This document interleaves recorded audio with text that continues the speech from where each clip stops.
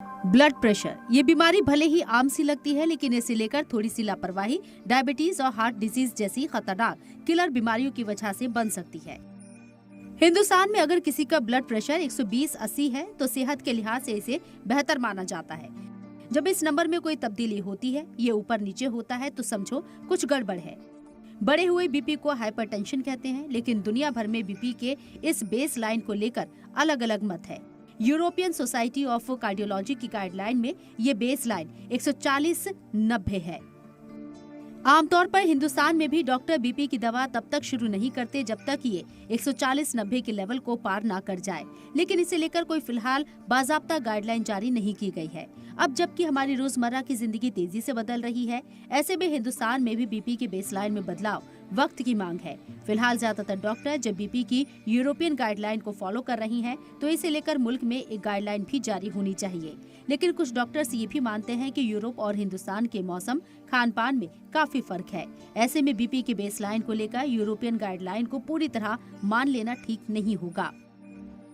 अब समझते हैं कि आखिर ब्लड प्रेशर की बेसलाइन 120/80 के क्या मायने हैं और इसका क्या मतलब है।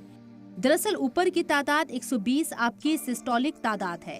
यह हार्ट के संकुचन के दौरान आपकी धमनियों में दबाव की तादाद है। नीचे की तादाद 80 डायस्टोलिक तादाद होती है। ये दिल की धड़कनों के बीच का ब्लड प्रेशर है। जब बेचैनी, सिरदर्द, कमजोरी, सुस्ती महसूस हो तो इसका मतलब है बीपी ज्यादा या कम है। लंबे वक्त तक बीपी की चपेट में रहने के और भी खतरे हैं। एक डेटा के मुताबिक 73% बीपी के मरीजों को डायबिटीज और कोलेस्ट्रॉल दोनों की दवा लेनी पड़ती है।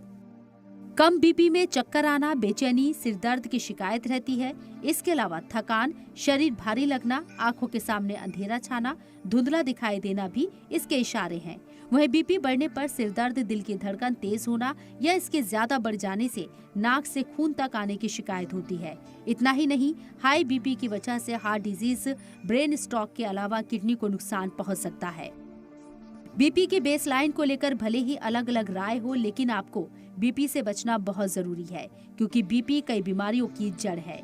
बीपी से बचने के लिए सैचुरेटेड फैट कम लें। जिनकी बीपी बढ़ी रहती है वो नमक के साथ तले भुने मसालेदार खाने का कम इस्तेमाल करें। साथ ही वक्त वक्त पर बीपी चेक कराते रहें।